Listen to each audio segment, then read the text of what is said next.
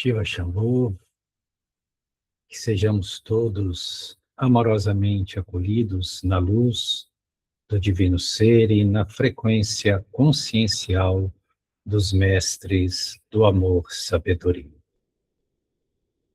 Nesses breves e intensos momentos de harmonização, nos chega uma provocação a que possamos novamente ressaltar a importância daqueles que entram em partilha, que estão em partilha, que participam desse processo dinâmico de autopercepção, de conhecimento, de autoconhecimento, e da importância de nós nos permitirmos trazer percepções que não são as percepções comuns, ordinárias, que nós possuímos, que não são aquelas percepções cristalizadas, aquelas construções de ideologias e crenças nas quais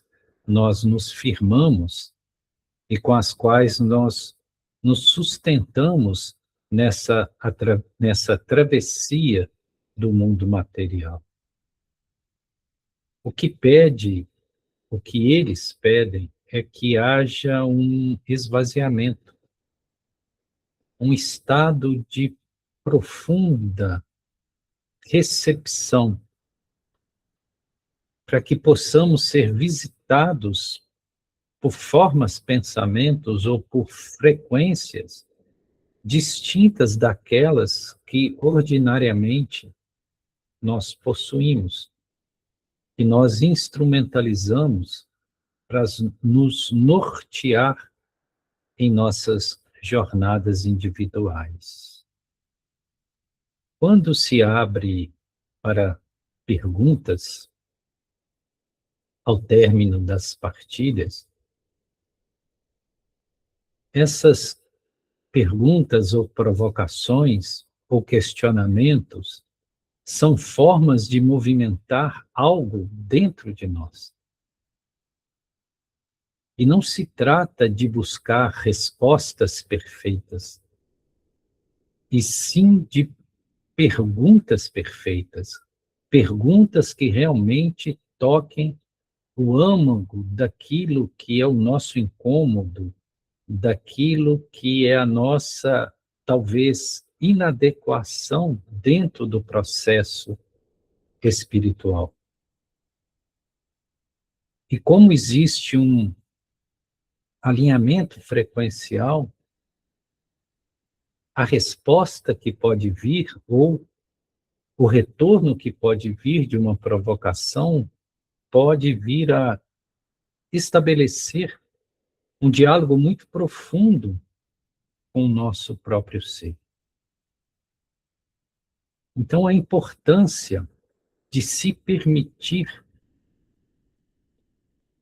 esse momento interativo, de realmente ousar, de realmente se colocar, de realmente ir além das estruturas do ego-personalidade, que é um processo, enfim, de humildade.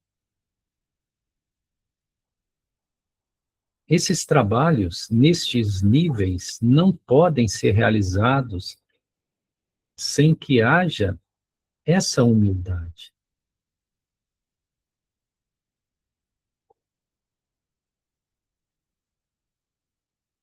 De saber que somos visitantes de um mundo, realidade, que nem sempre é para nós um lugar de acolhimento, um lugar de conforto, e que realmente sabemos muito pouco disso tudo que conosco acontece, de sermos o que somos neste mundo e para este mundo.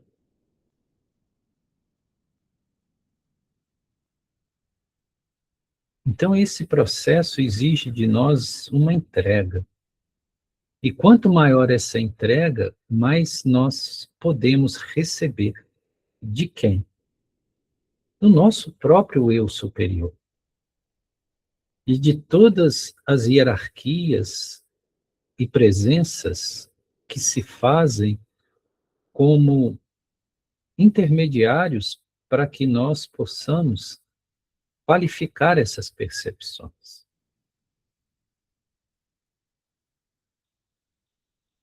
O tema da nossa partilha de hoje, Refúgio das Sombras, ele nos veio a partir de um sonho que tivemos nesta noite, de quinta para sexta-feira. E esse sonho nos trouxe uma certa percepção de algo que é comum a todos nós, que diz de fatores tanto existenciais como espirituais. Neste sonho muito específico, nós sonhamos com uma pessoa que nos é muito querida, que conhecemos há muitos, muitos anos, e essa pessoa, ela se apresentou vestida com um vestido cinza, todo cinza. E ela trazia uma tiara na cabeça, na altura da testa, exatamente onde fica o nosso chakra frontal, nosso Ajna Chakra, que é o nosso centro de percepção. Nessa tiara havia uma flor preta. E o que sempre chamava atenção era esse vestido cinza e essa tiara com uma flor negra.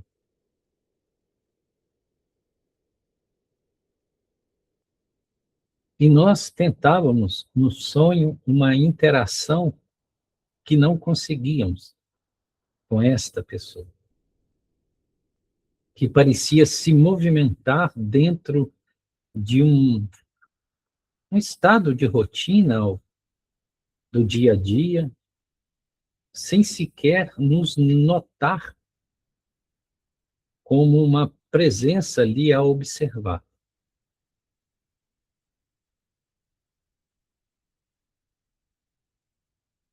E aí algumas questões que se fazem necessárias, obviamente preservando a identidade da pessoa, mas trazendo isso como um relato que nos ajuda a compreender o porquê de tudo isso. Essa pessoa, ela tem uma certa sensibilidade. E ela nunca se encontrou nesse mundo convencional.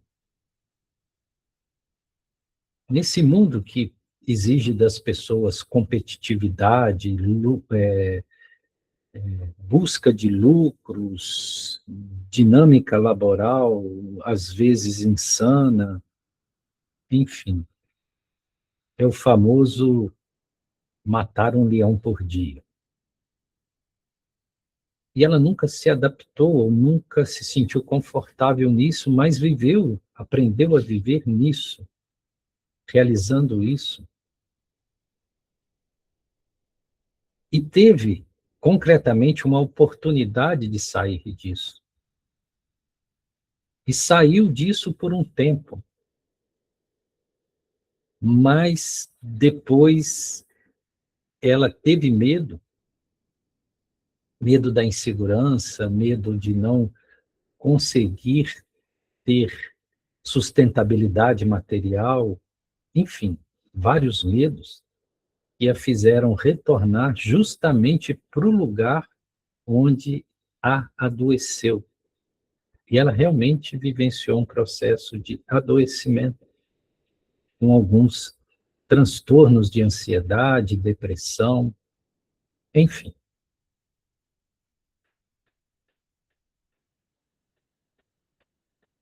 E essa visão do vestido cinza, que é uma cor que ela nunca usa, mas no sonho estava assim, e com a tiara com a flor negra na testa, exatamente onde está o Adina Chakra, nos trouxe uma profunda reflexão que, obviamente, não se direciona somente a essa pessoa específica, mas a todos nós. E, por vezes, nós necessitamos ou escolhemos nos refugiar nas sombras. Talvez porque tenhamos até medo da luz. E as sombras se tornam um lugar conhecido, um lugar que nos dá uma certa seguridade. E a sombra é um ponto intermediário entre a escuridão total e a luminosidade plena. Então, entre esses dois extremos, entre aquilo que é ausência total de luz e aquilo que é luz plena, nós temos essas regiões de sombras. A sombra é um pouco disso e um pouco daquilo. Tem réstias de luz e tem evidências de escuridão. Então, a sombra é um lugar intermediário. É um lugar, talvez, de transição. E é representado justamente por essa cor cinza. É o vestido cinza que a pessoa portava. O cinza, nós sabemos que é uma mistura entre o branco e o preto, entre o negro e o branco, ou entre a escuridão e a luz.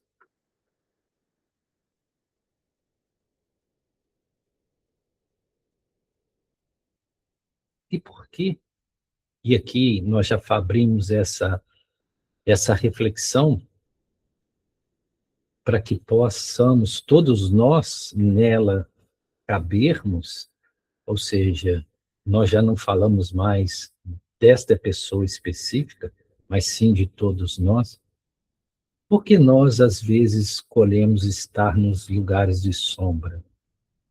E quase sempre nós atravessamos a existência material em setores de sombras, que não é nem muito quente, nem muito frio, nem muito claro, nem muito escuro, que é aquela temperatura morna, que não é quente e nem frio, que não é feliz, mas que também não é muito triste,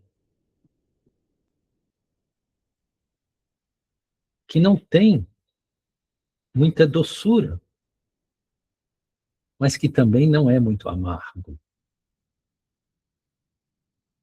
E esse estado de sombra vai criando um processo de narcotização. Funciona como um certo sedativo que faz a vida suportável. A vida não, a sobrevivência. Aí nós deixamos de sermos vivencialistas para sermos sobrevivencialistas. É muito mais sobre sobrevivência do que exatamente sobre fruição da vida. Não há essa fruição da vida. Há um estado de rotina, há um estado de acordar e fazer as mesmas coisas, e essas mesmas coisas são como que neutras, já não nos comove, já não nos gera entusiasmo, mas também nos é suportável. Nós já não sofremos tanto com elas. Isso é o cinza. Isto é o vestir-se de cinza. E muitas vezes nós voluntariamente nesses lugares de sombra. por que nós fazemos isso? É justamente essa reflexão, esse incômodo que nós gostaríamos de trazer para esse momento de partilha. Quando nós pegamos, por exemplo, as teorias de Carl Gustav Jung, na sua psicologia analítica, ele vai falar muito das sombras, de uma forma diferente. A percepção dele de sombra não é exatamente isso que nós estamos trazendo, mas é complementar. Gostaríamos de visitar essa percepção só para ampliar a nossa análise e voltar a esse ponto específico. Carl Gustav Jung conceitua de sombra tudo aquilo que o nosso ego, personalidade, não pode aceitar em nós mesmos. Então, tudo aquilo que nós negamos daquilo que somos se torna sombra em nós.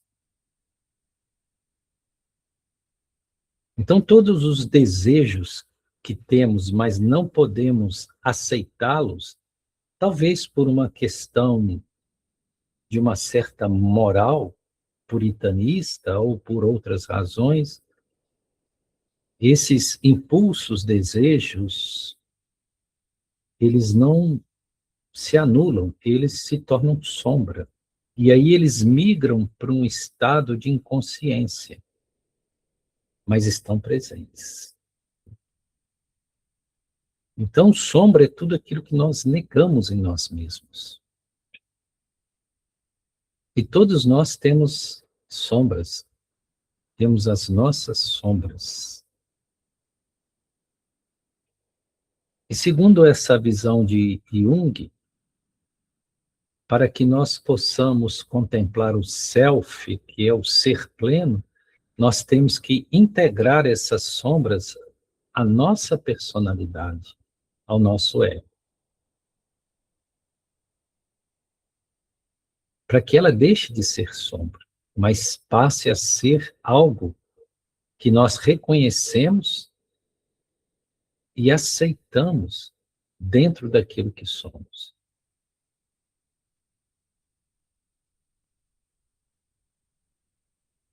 E quanto mais nós tentamos negar as sombras, mais elas nos assombram.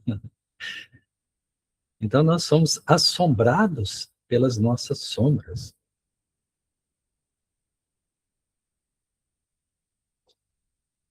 E quanto mais nós não aceitamos aquilo que somos, ou tentamos ser aquilo que não somos, mais essas sombras se avolumam. Então nós vemos por essa visão de Jung, dentro dessa psicologia analítica, que quando nós nos refugiamos na sombra, obviamente nós estamos refugiando em um certo lugar que não é o lugar do nosso self, o lugar do nosso eu pleno, o lugar onde o sol possa brilhar plenamente, intensamente. Mas por que que nós preferimos a sombra à claridade plena? Por que que nós temos tanto medo da luz? Por que que nós fugimos da luz? Por que que a luz, às vezes, nos incomoda tanto? Quando nós acordamos de manhã e abrimos a janela e está aquele sol intenso, lindo, e nós simplesmente fechamos a cortina, porque o sol nos ofusca. Mas Deus é o sol. O nosso ser superior, o nosso eu sou, é um grande sol, num céu pleno, num céu sem nuvens. E por que tememos tanto esse sol pleno e nos refugiamos em cavernas escuras, em florestas escuras, em lugares de meia luz? Por quê?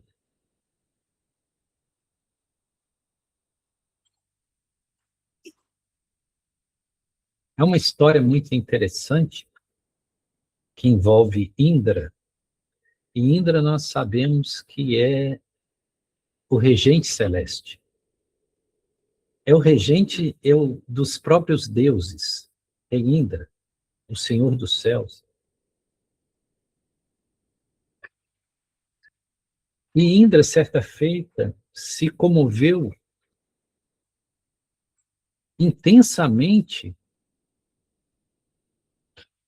com um simples lenhador que vivia à beira de uma floresta e que era tão piedoso, tão humano com todos os seres, um coração tão generoso, tão pulsante de um amor autêntico, que Indra resolveu visitar esse lenhador.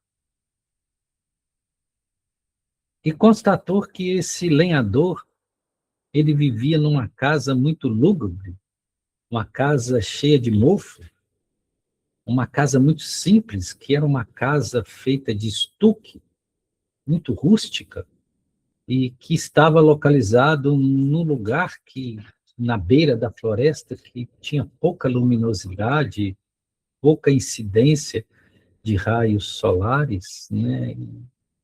Em decorrência disso, esse lenhador vivia tendo crises de pneumonia, de alergia, enfim. E Indra falou: você merece muito mais do que isso. O teu espírito é tão nobre. Esta não é uma casa ideal para você, que corresponda àquilo que você é. E o que fez Indra? Indra materializou, no alto de uma montanha ali perto, um palácio de cristal, com tudo que havia de mais maravilhoso, de mais belo.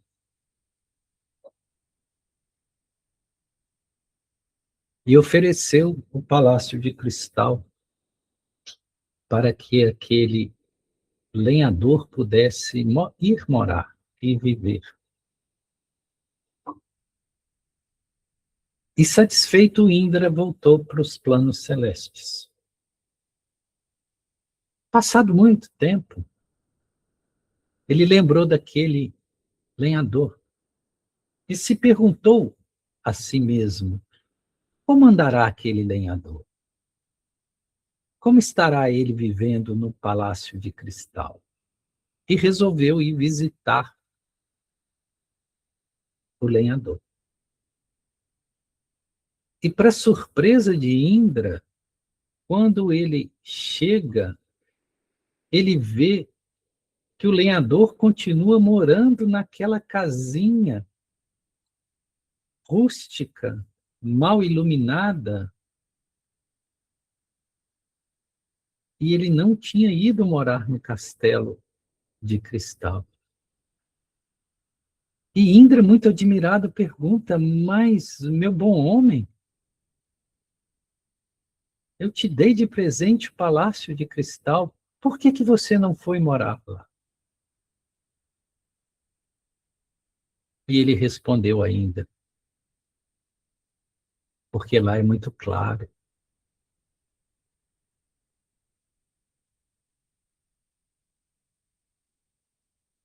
Porque lá é muito claro. Será que nós também temos medo de morar naquilo que é muito claro? De habitar aquilo que é plenamente claro? Que é verdadeiro? Será que a nossa vida de semi-luzes, de semi-felicidades, de semi-alegrias, não é um medo que nós temos de reconhecer o nosso mérito para a luz?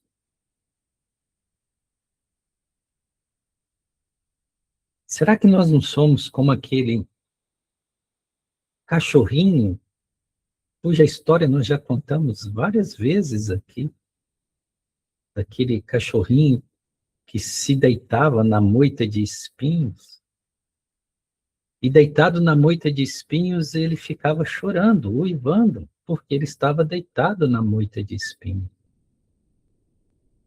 E um homem muito admirado pergunta ao dono do cachorrinho: por que seu cachorrinho está uivando e chorando sem parar? Ora, responde o homem, ele está chorando e uivando sem parar porque ele está deitado em uma moita de espinho. E o homem, muito admirado, pergunta: mas se ele está deitado numa moita de espinho, por que ele não se levanta e não sai de lá?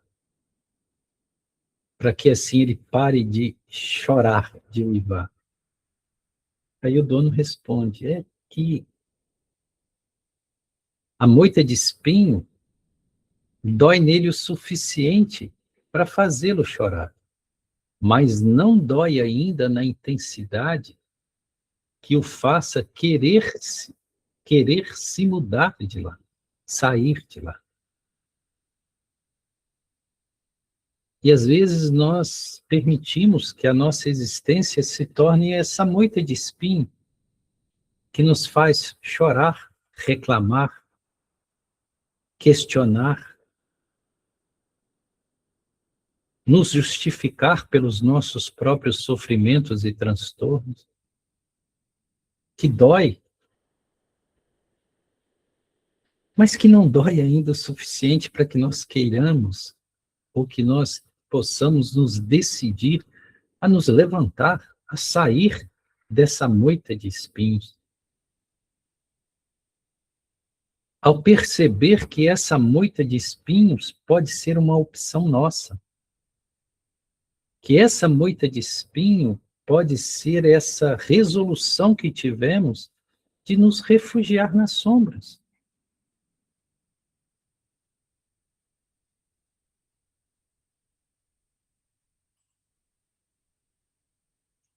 É como se um estado de felicidade fosse insuportável para nós, que nós precisássemos dos atritos, dos conflitos, e de fato muitos precisam. Algumas pessoas não suportariam ter uma vida harmônica, uma vida pacífica. Elas necessitam de atrito, de conflito, de instabilidade orgânica, mental, emocional. Estão sempre se adoecendo fisicamente, mentalmente, emocionalmente. Isso é uma opção delas, porque não suportam simplesmente serem felizes. Não suportam simplesmente estarem em paz.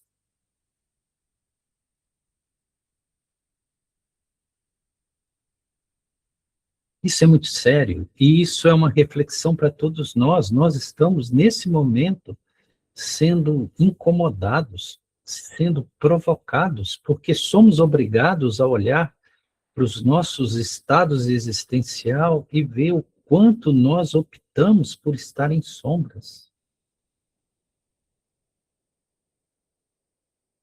E quantas vezes a plenitude da luz nos visita e nós simplesmente fechamos os olhos.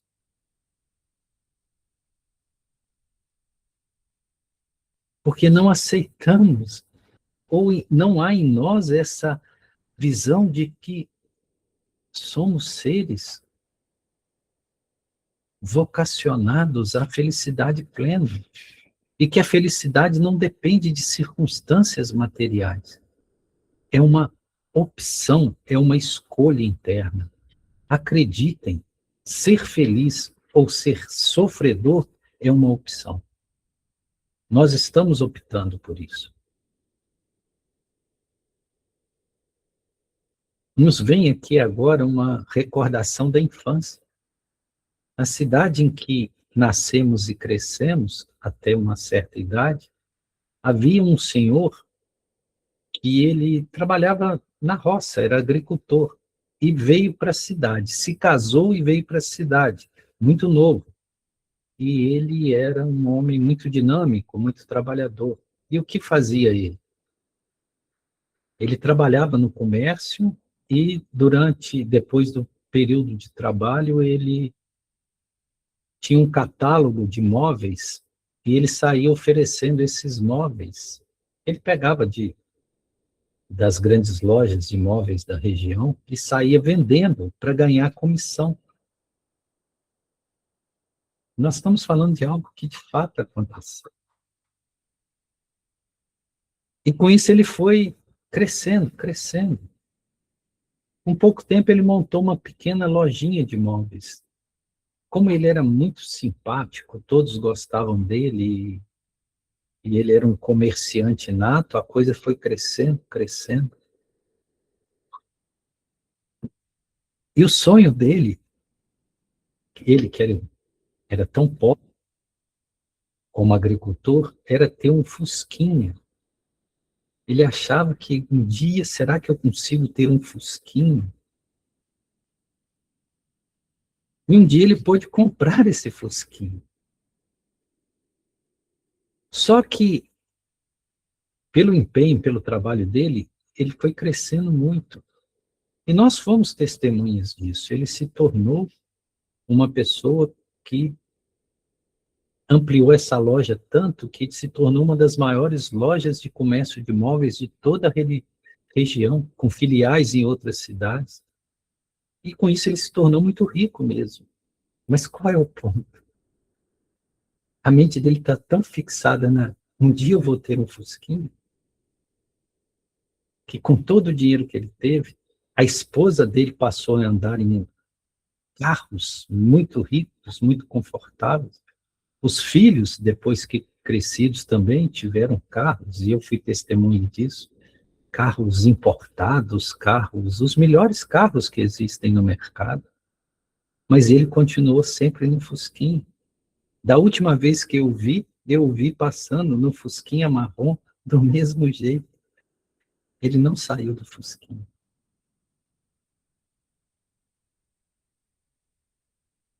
Será que nós também estamos no nosso Fusquinha existencial? Porque nós não percebemos que isso que somos, enquanto ser consciência, é dotado de capacidade de voos muito mais altos? Será que nós nos resignamos a ser galináceos, galinhas, ciscando a terra? Quando, na verdade, nós temos potências de águias, que podemos voar alto, ver longe, ter amplitudes. O que nos leva à própria questão da síndrome do patinho feio. Quem não conhece a história do patinho feio? Que era um cisne,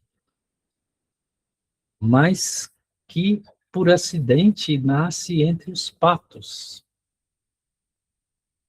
E cresce se achando o ser mais estranho do mundo, por ser diferente dos patos, e tendo que se adaptar a comportamentos de patos, e se achando o pato mais feio e desengonçado do mundo, simplesmente por não perceber que ele não era pato, ele era um cisne. Ele era, entre as aves, a mais nobre. Aliás, quando Felipe traz a ciência do Hansa, Hansa significa em sânscrito cisne, porque cisne é o símbolo dessa pureza máxima, dessa espiritualidade em alto nível. Então, será que nós não estamos meio que passivamente nesta síndrome do patinho feio?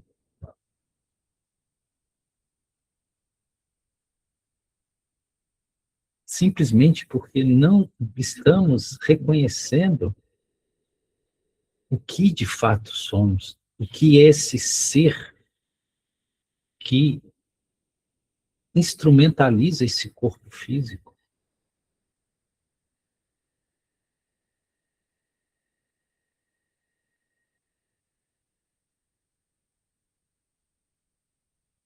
Por que que nós optamos a buscar refúgio nas sombras, ou seja, nesses lugares que nos traz um certo sentimento de segurança, onde parece que a vida, ainda que não seja feliz, é pelo menos uma vida funcional, onde parece que as coisas têm um certo sentido, sem fazer sentido nenhum para nós?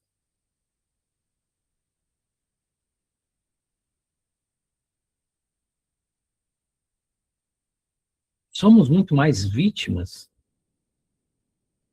de um certo sistema que nos vende essa visão e essa ideologia de que nós nascemos para servir a esse sistema.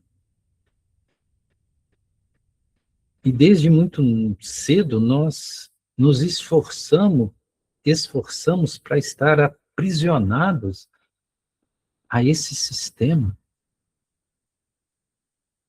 onde nós temos valor apenas por aquilo que produzimos, pelos bens que adquirimos, pelo nome que edificamos, ou seja, todas essas questões relativas à nossa personalidade. E como sabemos que tudo isso pode se perder, nós temos muito medo. Vivemos sempre um estado de medo. Por isso que queremos ter tanta segurança.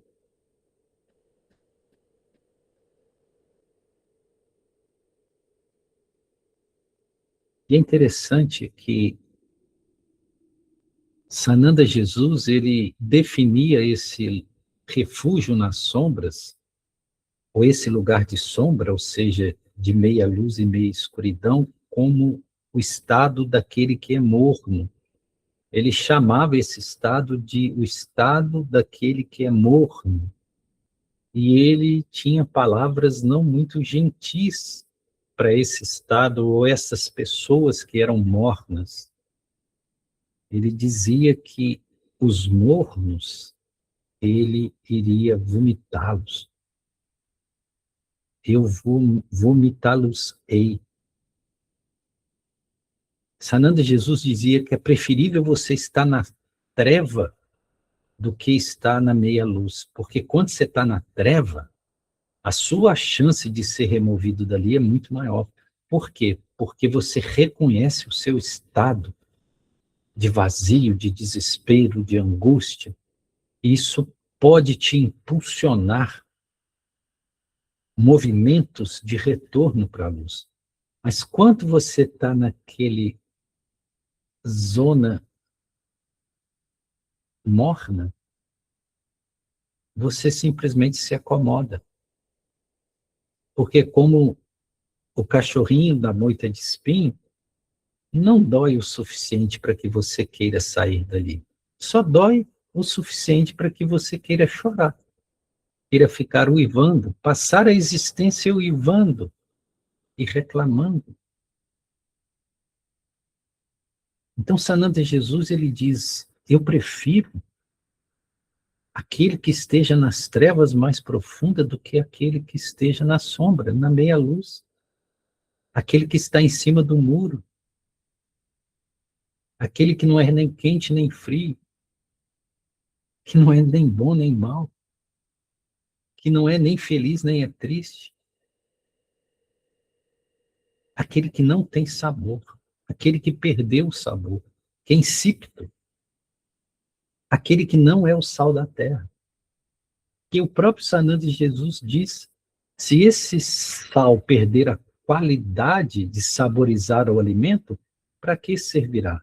Para nada mais serve, e sendo jogado à terra para ser pisoteado pelos homens. Então, quando Sananda Jesus diz, vós sois o sal da terra, vós sois a luz do mundo, ele está dizendo de um certo lugar de pertencimento que nós temos não só o direito, mas a obrigação de assumir. A nossa luz precisa reluzir. A nossa luz não pode estar debaixo do alqueire, elas têm que estar no velador, para que todos quanto estejam na casa possam ver essa luz. E quanto nós não somos essa luz, nós estamos atentando contra o Santo Espírito que somos, porque estamos negando aquilo de maior beleza que é ser esse ser que somos. Então, Sananda Jesus tinha aversão aos mornos, aqueles que são mornos.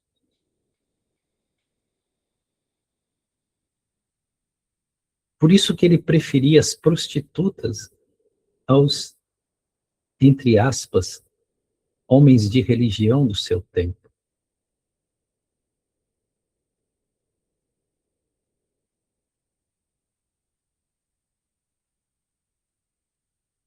É mais fácil alguém que reconhece que está perdido achar o caminho do que aquele que caminha no caminho confortável, mas errado, que nunca questiona a natureza do próprio caminho.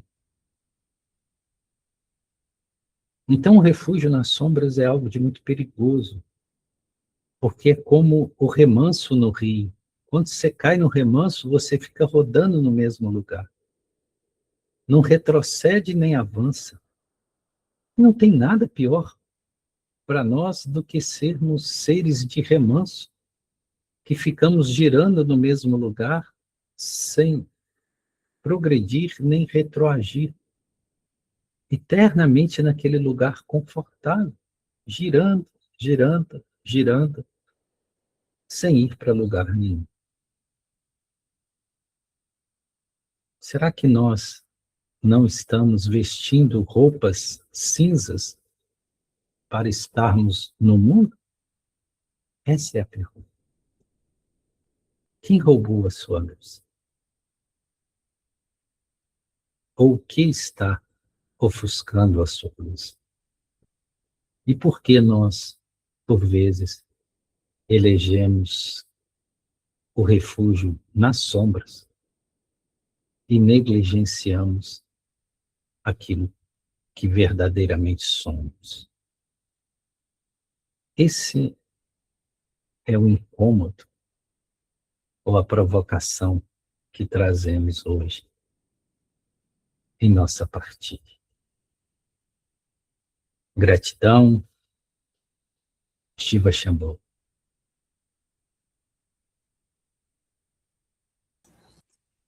Gratidão, Gaian. Aí, a partir de agora, nós estamos com a palavra aberta. Quem quiser se posicionar, quem quiser fazer alguma reflexão, alguma pergunta.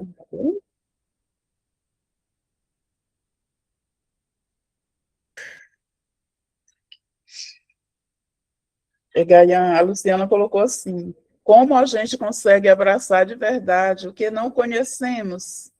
Pensando por esse sentido, nos remetemos à necessidade do autoconhecimento, para que não somente abracemos as sombras que ainda temos, mas iluminemos cada uma delas com caridade e amor por nós mesmos. Namastê. Como a gente consegue abraçar de verdade o que não conhecemos?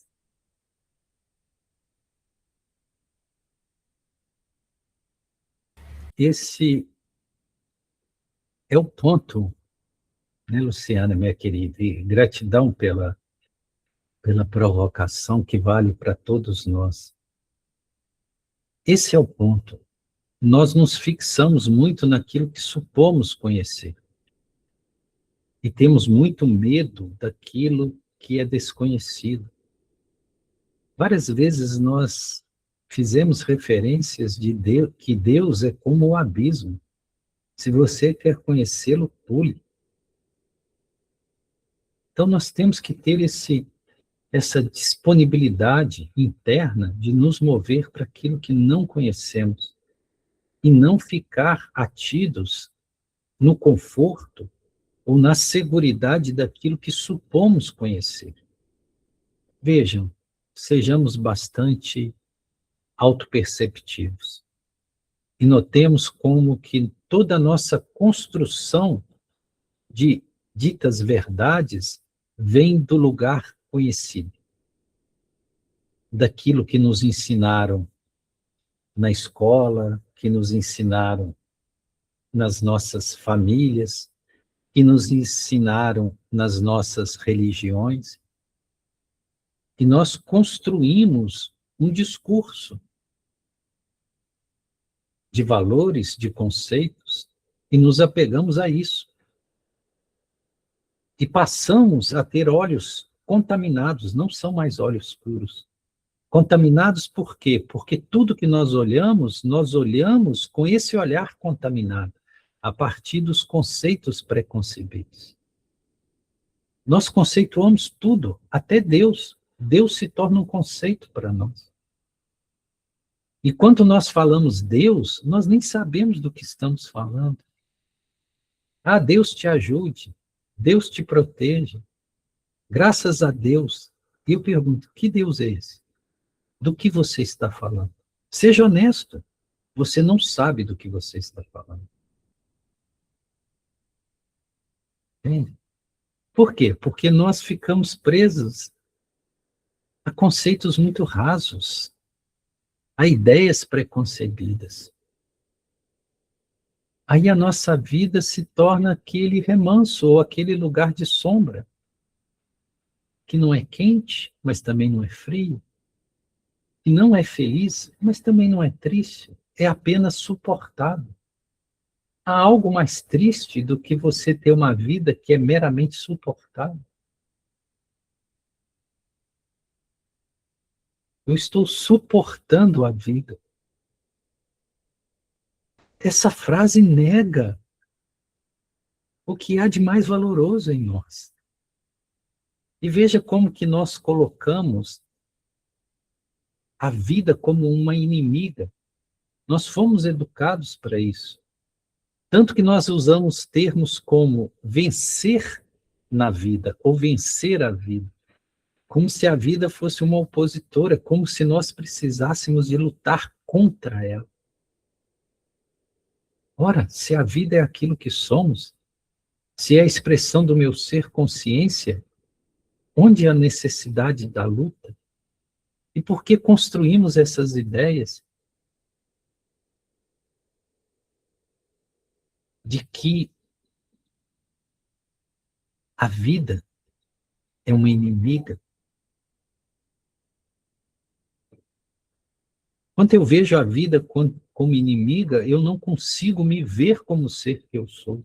Porque o ser que eu sou é a própria vida.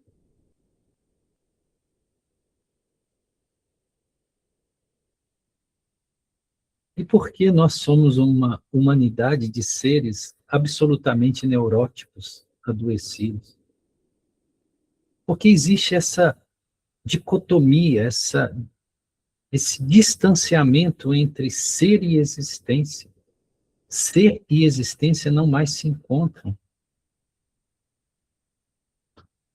Ser e existir não mais são sinônimos, tornaram-se antônimos, tornaram-se coisas excludentes. A vida, a existência que se leva não mais espelha o ser que se é. Isso é trágico. Isso dialoga profundamente com o que cada um de nós é. Porque nós estamos aqui, isso está acontecendo conosco, aqui e agora. Então, quando a Luciana questiona o porquê de nós não conseguirmos nos mover para o desconhecido, talvez seja por essa necessidade que temos de conforto naquilo que é conhecido, ainda que seja insatisfatório. Indra está nos ofertando um palácio de cristal. E nós não queremos ir para lá, por quê? Porque é muito claro.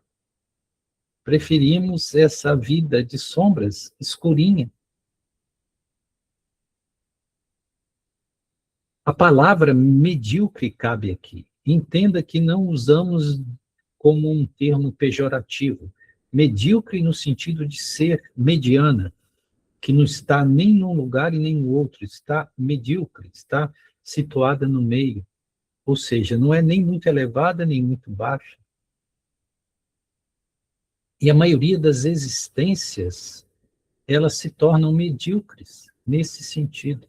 E não é um termo pejorativo, não é usado pejorativamente. Por quê?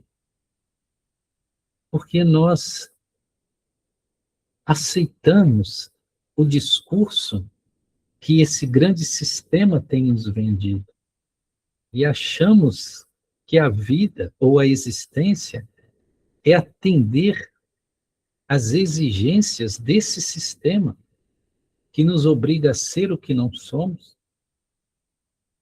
a ter atitudes que não queremos, a nos alinhar com aquilo que fere a nossa própria essência.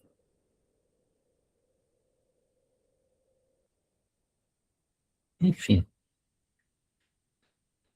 sabemos que esses questionamentos, eles são bastante incômodos, mas necessários. Porque nós estamos aqui, entende? Nós estamos aqui nesse mundo. Eu, você, cada um de nós está aqui. E estamos vivenciando esse processo existencial. Então, isso diz respeito a cada um de nós.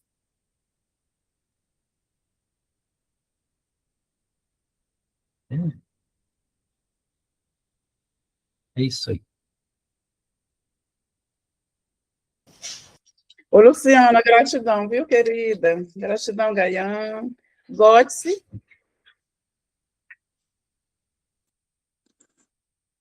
Eu cada vez chego mais perto aquilo que o grande pai dos filósofos Sócrates disse: só sei que nada sei, porque nós somos bombardeados direto com tanta informação, com tanta conceituação. E, no fundo, acordamos de manhã cedo e nos perguntamos: o que eu aprendi hoje? O que hoje eu sei mais do que ontem, do que no mês passado, do que no ano passado, do que há 10 anos atrás?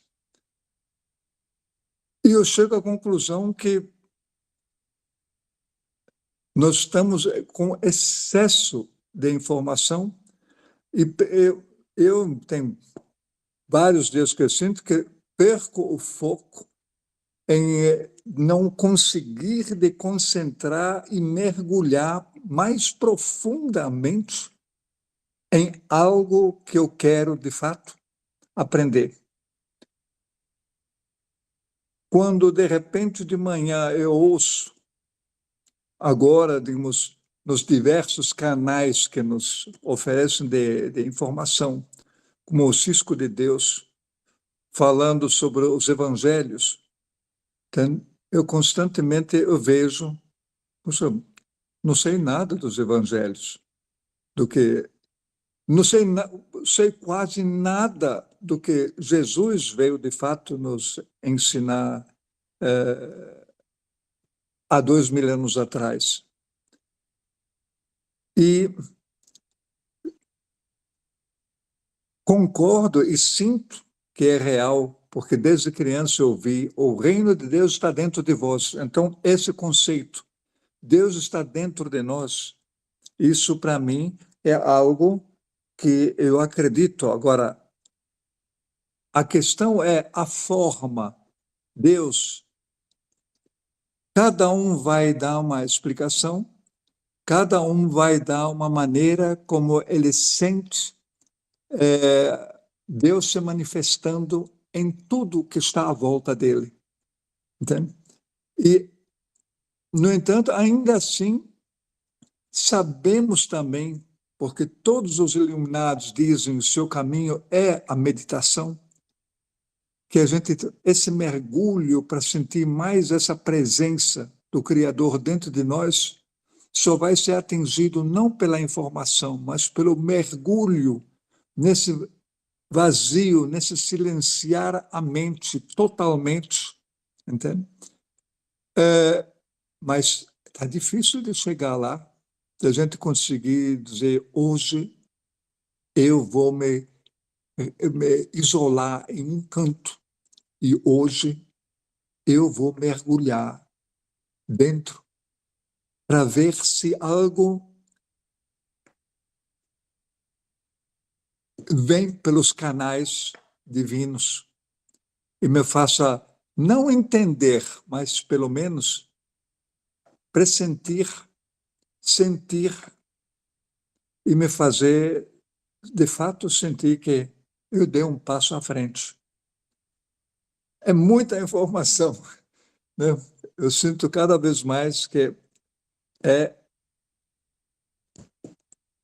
e os caminhos de hoje, eu estou querendo descobrir mais desse mergulho interior de sentir a presença. O que quer dizer isso? Sentir essa presença. Né? Aí, na verdade, até difícil de chegar e dizer aonde eu quero chegar. Né? Mas cada vez mais eu sinto interrogações e não respostas. Né?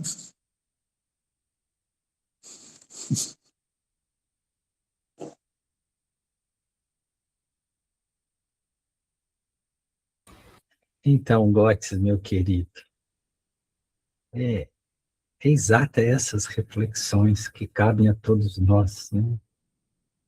Saiba que eu tenho as mesmas inquietações e reflexões que você tem. Você começou a sua fala falando de Sócrates, né? Quando ele dizia, né, que ele sabe, a única coisa que ele sabia é que ele não sabia. Eu só sei que nada sei. E as pessoas pensam que ele está dando uma declaração de pseudo-humildade, uma vez que ele era o mais sábio entre todos os pensadores gregos em sua época, que seria isso uma declaração de pseudo-humildade, mas não é. O que ele está constatando é o seguinte: todos os homens que se dizem inteligentes, eles têm a certeza que sabem das coisas. Eu, pelo menos, já constatei que eu não sei. Que a minha cognição é muito limitada. Que esse grande mistério, ele não pode ser abarcado por conceitos. Porque quando eu defino algo, eu estou matando algo. Se eu digo que é Deus, eu estou matando Deus, porque não cabe em nenhum conceito. Se eu conceituo a vida, eu mato a vida. Se eu conceituo qualquer coisa, eu estou matando essa coisa, porque eu estou limitando. Então, quando ele declara essa ignorância, na verdade, ele está fazendo a mais alta exaltação da sabedoria. Né? Então, eu, pelo menos, reconheço que eu não sei. Os outros estão todos achando que sabem, mas eu, pelo menos, já cheguei a uma lucidez de que eu realmente não sei, e não tem como saber. E não se trata de saber. Trata-se de viver, ou seja, de experienciar isso que é o êxtase da existência. Nós não precisamos de ter conceito para ter experiência vida. Não precisa de conceito. Eu não preciso de ter o conceito de uma flor para ter uma experiência direta de êxtase diante de uma flor. Não preciso de conceito nenhum. Aliás, se eu coloco o conceito conceito entre eu e a flor, eu exterminei a possibilidade desse êxtase ou desse deslumbramento, né? Então, é muito interessante essa percepção. Sócrates é interessante isso também, ele, não sei se todos sabem, a mãe de Sócrates era parteira, né? Então, toda a sabedoria, toda a didática de Sócrates era como se ele, a maêutica, né? Quer dizer, de trazer para fora aquilo que já está dentro da pessoa, né? E Sócrates dizia assim, a minha mãe é uma das melhores parteiras que já existiu, mas tem uma coisa que é impossível para minha mãe fazer, ainda que ela seja a melhor parteira. É fazer uma mulher que não está grávida dar à luz. Isso não tem jeito. Por melhor parteira que você seja. Entende? E ele estava fazendo uma alusão a que se você não está grávido de si mesmo, do seu próprio ser, por mais que 1000 sábios apareçam na sua porta, não vai ter como realizar esse parto. Por quê? Porque você não está grávido. Não existe um processo embrionário de autonascimento, de percepção desse ser. Então, Götz, quando você traz essa percepção de que eu não estou mais preocupado em querer conceitos disso ou daquilo, tem tanta teoria no mundo, chega de teoria. Eu quero aquilo que possa me trazer uma conexão real com a verdade, com a minha verdade. Eu quero ser um homem ignorante, porque a santidade está nessa ignorância. Sabe? Isso é maravilhoso. Isso é maravilhoso. E você, se eu tiver enganado, me corrija, mas eu acho que há tempos atrás você disse que mora na Chapada, né, na Chapada Diamantina. Um homem que pode viver na Chapada Diamantina e ter esses estados de percepção, acredito que já está bem perto do céu. Fique tranquilo.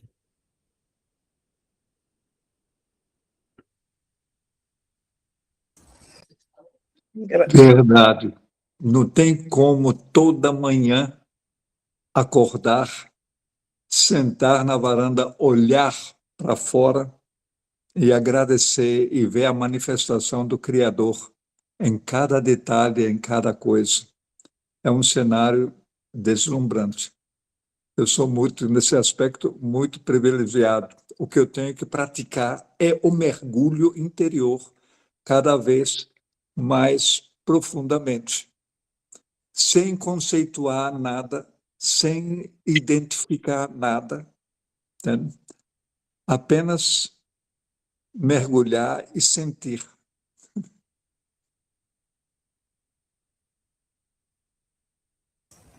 Gratidão, Götz. Gratidão mesmo por poder aprender com você tantas coisas. Gratidão, Gaian. Nós vamos passar a palavra para a Thaís. Oi, boa noite a todos. A partilha de hoje foi bem difícil, mas necessária. Gaian, eu estava pensando hoje sobre a luz e o alqueire, né? Exatamente hoje. Eu queria que você falasse um pouco sobre o amor facti, porque quando eu tive esse pensamento que me veio hoje, diante dos meus redemoinhos, depois eu pensei, e se eu vim a essa existência para praticar uma virtude e a virtude for a aceitação? E aí eu lembrei de Édipo, né, quando ele foi ferido o olho, né? Já é na Antígona, né? Já é no outro livro, que ele fica cego. E ele simplesmente não pode mais ver as belezas da natureza que ele amava muito. E ele vai ter que praticar essa virtude, né, da conformidade, da complacência. E aí não sei, me veio, não sei se por uma defesa talvez, mas eu pensei: "E se eu tiver que praticar essa virtude?" E simplesmente parar de questionar tanta coisa e é isso. A filosofia chamou isso de amor fati, né. Talvez fosse menos doloroso a existência. É isso. Ô, Thaís, minha querida, vamos lá, né? Você buscou Nietzsche, né? Porque amor fati é um conceito nietzschiano, né? Nietzsche é que trouxe esse conceito, que é um conceito bastante extremado, bastante existencialista, no termo mais profundo, porque quando Nietzsche fala do amor fati, ele quer falar do que você precisa amar aquilo que é, e não aquilo que você deseja que seja, ou que você gostaria que seja. Entende? Não adianta você querer que o mundo seja amarelo se o mundo é azul. Você tem que amar o azul no azul do mundo, porque o mundo é azul. Ou seja, o amor fati é aquele amor que te encontra, né, a necessidade de você abraçar e aceitar as coisas como são, sem desejar que elas sejam diferentes. Né? Então, o amor fati, dentro do conceito de Nietzsche, é claro que para entender isso numa amplitude maior, nós precisaríamos de trazer toda uma filosofia nietzschiana que é muito ampla, né, que é muito disruptiva, né, é muito iconoclasta. Hitler, a filosofia de Nietzsche é a filosofia do martelo, né, ele sai quebrando tudo. É um touro solto numa casa de cristais, nada fica inteiro. Né? Então, assim, e Nietzsche ele fica muito no limiar, porque ele teve um salto de, de entrar na metafísica, mas é justamente tudo que ele negou foi a metafísica. Inclusive, o conceito dele de niilismo é totalmente inverso. Para ele, niilista é o cara que é metafísico, que escapa da realidade para viver de conjecturas de céu, de Deus, de mundos outros, que não este que ele está vivendo. Então, assim, não tem, obviamente, como nós trazermos todo o pensamento de Nietzsche aqui, que é muito profundo, né? Mas essa questão do amor fati, não por uma ótica de Nietzsche, mas por uma ótica mais, eu diria, vedantista, se me permite, né? Se você é capaz de amar de verdade aquilo que você é, como você está, em qualquer circunstância que você esteja, você entende o que eu quero dizer? Isso realmente é libertador. Por quê? Porque quando você aceita aquilo que é, como é, e consegue trazer a seu ser presença inteiro naquilo, aquilo não é mais sombra. Dentro daquilo vai brilhar a luz mais pura. Porque toda sombra vem de uma negação, concorda? Só há sombra quando se nega a luz. Então, quando se aceita, quando se tem o amor fati, ele nega a própria negação. Então, ele permite que tudo seja banhado pela luz da verdade. Então, não tem como haver sombras.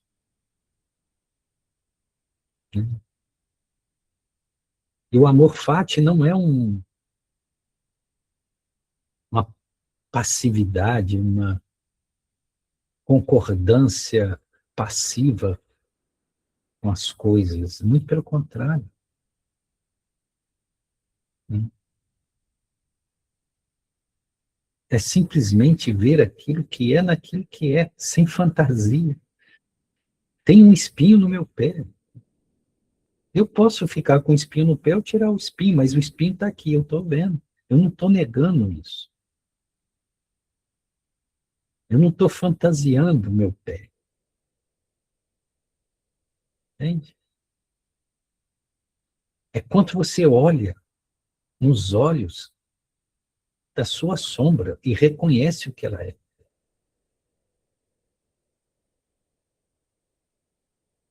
Não fica vestindo ela de belas imagens para negá-la.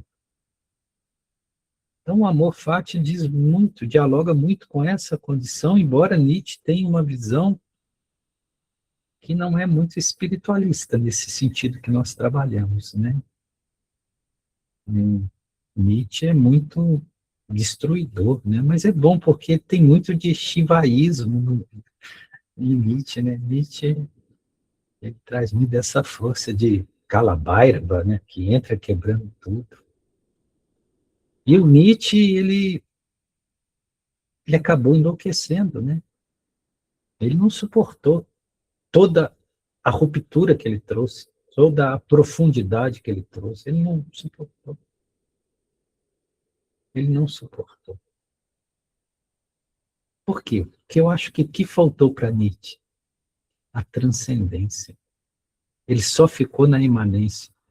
Se ele tivesse uma abertura para a transcendência, como diz o Götz, se ele ouvisse, na época dele, o cisco de Deus todo dia de manhã, talvez as coisas pudessem ter sido diferentes. Mas ele retornará, se já não retornou, para poder dar esse salto.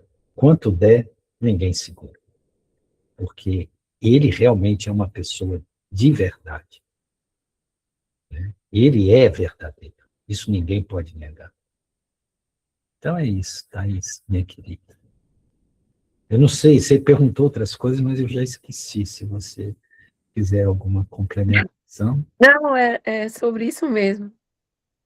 O que eu vou levar é a questão do amor, né? Porque talvez pela meu excesso de superego, eu fico com um martelo muito em cima de mim. Mas você trouxe algo interessante, eu não havia pensado, né? Estava mais em Nietzsche mesmo, sobre a questão do amor, né? Se você ama o que você está vendo, fazendo, acho que essa é a medida para você reconhecer se você deve, de fato, olhar para isso de uma forma e aceitar, né? Para não exercer aí esse lugar de complacência, né? Como você traz, de costume com a sombra, né?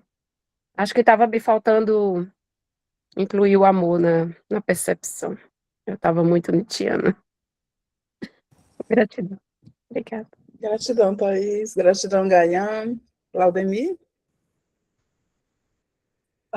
Eu estava pensando em nem falar nada hoje, mas a fala de Götz me trouxe uma inquietação desse bombardeio que a gente sempre tá recebendo diariamente, né? Porque se a gente vai para algum canto e tem amigos próximos, ou até mesmo nossa família, né? A gente sempre ouve aquela história, Deus te proteja, Deus te caminhe, né? Vá pelo um bom caminho, né? E à noite, a gente diz, a gente ouve também, né? Que os anjos lhe protejam durante seu sono, né? Então, como é que a gente fica nessa cobertura para poder sair dessa zona de conforto e dizer que a gente também é capaz de fazer isso, né? Ser digamos, sair dessa sombra, né, em sentido da luz, porque tem essas proteções que vêm para a gente, né, das pessoas que a gente ama, né, que querem o nosso bem, né? Foi isso que Götz me fez pensar. Sim, Laudemir. O Götz, ele traz na sua fala um estado de desconforto para todos nós, né? Porque não é o que nós discursamos, o que nós falamos, né? É o que realmente é verdadeiro. É preciso muita coragem para se colocar nu diante de tudo isso que nos assombra. Quando a gente está esse lugar de sombras, ou esse refúgio nas sombras, nós perdemos essa nossa capacidade de nos assombrar com isso que é, sabe, de ficar admirado. É como o Götz falou, eu acordo, olho e me admiro, porque, uau, o que é isso? Entende? Então, essa capacidade de admiração que nos é roubada quando nós entramos nessa região de sombras, né?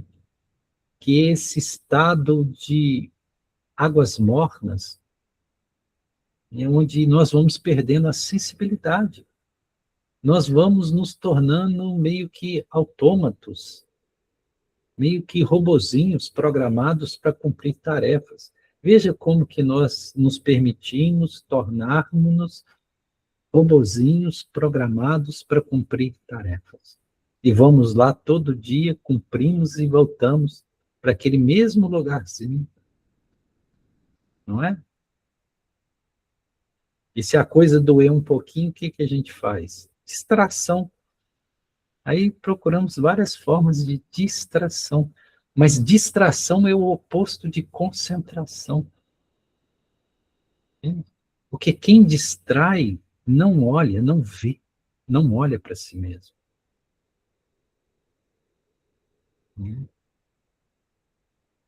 Então veja, Valdemir, como que nós usamos, como você mesmo citou, palavras que nós nem sabemos o real significado.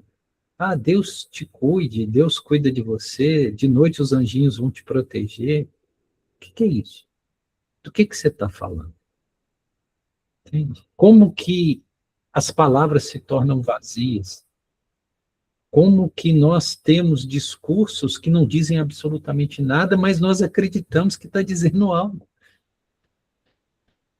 Isso é trágico. E isso acontece conosco todo dia. Entende? É isso. Gratidão, Laudemir. Götz? Demorei para começar a falar, mas agora está difícil de parar de falar. A grande dificuldade que eu vejo de absolutamente a maioria das pessoas que convivo, mesmo no meio familiar, é conseguir entender a realidade de aquilo que Jesus dizia: eu e o Pai somos um. O reino de Deus está dentro de nós, ou seja, nós somos seres espirituais e nós estamos o nosso o nosso sentimento de perdido é aquele ser material no qual nós não conseguimos dissociar nosso ser perfeito, criação perfeita de Deus, né, daquele ser que foi programado, foi desde a pequena infância com informação, valores, conceitos, tudo mais, né, e que se bate hoje, né, com essas milhares de informações e não consegue chegar mais perto dessa realidade que somos criados à imagem e semelhança do Criador. Então, se somos a imagem e semelhança do Criador, só podemos ser espirituais e não carnais, entende? Então, mas a pessoa só consegue enxergar o carnal, né? E se bater com o seu ego em todos os cantos, né? E dificilmente ele consegue avançar ali, porque ele não mergulha, não faz essa introspecção. Ele quer definir, ele quer descrições. Foi o que ele aprendeu a vida toda através de conceituação, de informação. E quando se entra na espiritualidade, os mestres dizem: tudo a que você dá forma é ilusão, não é. Então, é essa a dificuldade de avançar, é exatamente essa, de enxergar que nós somos duas entidades, mas o nosso espírito é um com o Criador. Ele está dentro de nós, mas dentro de nós aonde? Não na nossa carne. Dentro de nós, de um lugar que está consciência. Agora, o que é consciência para quem quer definição? É a mesma coisa do que querer definir Deus, porque nós vamos entrar numa esfera que não dá para descrever, nem dá para dar forma, porque não tem forma. Só cada um mergulhando cada vez mais dentro, através da meditação, para ter alguma coisa parecida com resposta. Não será resposta, entende?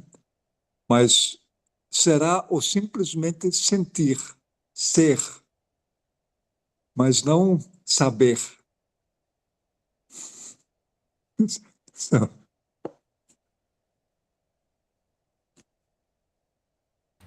Gratidão, Gotes, meu querido. Ficou tanto tempo calado, já devia estar falando há muito mais tempo, né? Vou dali semana que vem, ele que vai fazer a partilha, tá bom? Ô, Gotes, que bom. Como eu fico feliz de te ouvir falando, né? Porque a gente sente que se nós estamos loucos, não estamos sozinhos, né? Que bom, né? Porque é isso, sem tirar nem pôr, esse é o ponto, esse é o ponto. E que as pessoas fogem tanto dessa visão direta, dessa percepção, fica criando conjecturas, castelos no ar, castelo nas nuvens, elaborando teorias as mais estapafúrdias, as mais fantasiosas, né? E não percebe o que é essencial, né? O que é essencial? Quem sou eu, afinal de contas? O que é isso que está consciente aqui? Né? Se eu e o Pai somos um, e nós somos a imagem e semelhança de Deus, está aí uma pergunta fundamental: que semelhança é essa? Não pode ser de fato material, não pode ser de fato carnal, não pode ser sequer personal, não pode ser personalidade. Então, que semelhança é essa? Onde está essa semelhança? E que imagem é essa que gera semelhança? Aonde está isso? Aliás, onde está isso que eu sou? Porque não está nem na minha mente, nem nos meus pensamentos. O que é a consciência? Veja como que... E para isso não tem resposta, de fato. Não se trata de resposta, se trata de pergunta. Não tem resposta. Porque quanto te perguntam, você não sabe. Mas quanto não te pergunta, você sabe tudo. Porque não se trata de conceito. Não tem como traduzir isso. É muito complicado. Embora nós estamos aqui já há algum tempo fazendo um esforço enorme para trazer isso numa construção cognitiva, né? Mas essa construção cognitiva é apenas um suporte, é apenas o dedo que aponta para a Lua, mas não é a Lua. Se você ficar olhando só para o dedo, você não vai ver a Lua. Esse é que é o ponto. Tem hora que você tem que estudar tudo para depois pôr fogo na sua biblioteca. É isso. É isso. É isso. Gratidão, viu, Gordes? Muito, muito valorosa a sua participação hoje. Muito, muito mesmo. Gratidão. Gratidão, Gotes, gratidão, Gayan. Só um momentinho, Laudemir, eu vou só passar aqui o que Vaídes colocou para nós, que ele diz que a partilha de hoje provocou em mim nele, né, a necessidade de fazer um exame constante e profundo de minhas atitudes, pensamentos, sentimentos e posicionamentos sobre tudo. Gratidão. E o Elias diz que dentro de um universo de informações, conceitos, formas, teorias, cabe a nós o discernimento e experienciar o vazio ou silenciar. Pode falar, Laudemir. Você me fez lembrar uma conversa que eu tive com uma amiga minha do coral, que ela é evangélica, né? Aí a gente na mesa de um bar, conversando todo dia assim, ela perguntou, surgiu essa coisa de religião. Aí eu disse que não tinha religião, tal, que tinha meus conceitos, tal. Ela perguntou se eu acreditava em Deus. Eu disse que não, né? Porque Deus não é para você acreditar, é para você sentir. Aí ela me respondeu, então é melhor a gente parar com essa conversa, que não vai dar certo. Eu digo, poxa, como é que você quer dialogar uma coisa se você não tem embasamento nisso? Aí foi isso. É impressionante isso, Valdemir, como as pessoas elas ficam presas ao conceito, né? A ideologia. Então, não adianta. Enquanto a pessoa está prisioneira de uma crença, ela está cega. É cegos guiando cegos. E quantos cegos guiam cegos, todos vão para o buraco. Sananda Jesus falava disso o tempo todo. Vocês acham que vocês estão vendo, mas não estão, vocês estão cegos. Né?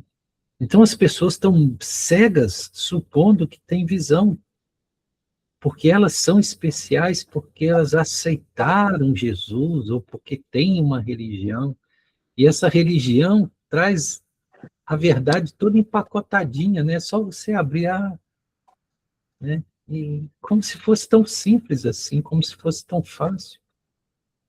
É muito limitante tudo isso. Né? E nós somos uma humanidade de ignorantes, supondo sermos aqueles que mais têm conhecimento. E não temos, né? É muito pobre tudo isso. E não tem como você dialogar com alguém que tem o pressuposto saber da verdade. Não tem. Nada do que você diga vai mudar a opinião dela, porque ela tem opinião. Aliás, ter opinião é a pior coisa que existe. Uma pessoa que é cheia de opiniões é uma pessoa pobre. Então é difícil.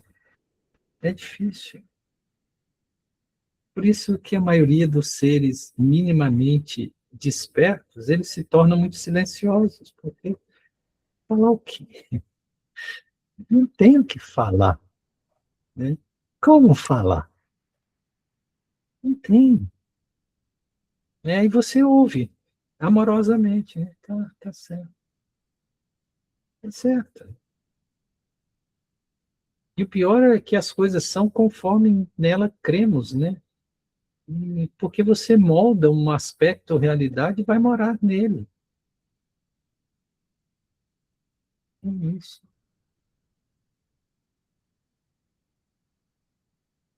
Aí quando você fala para ela que não acredita em Deus, ela não vai saber do que você está falando. Não vai.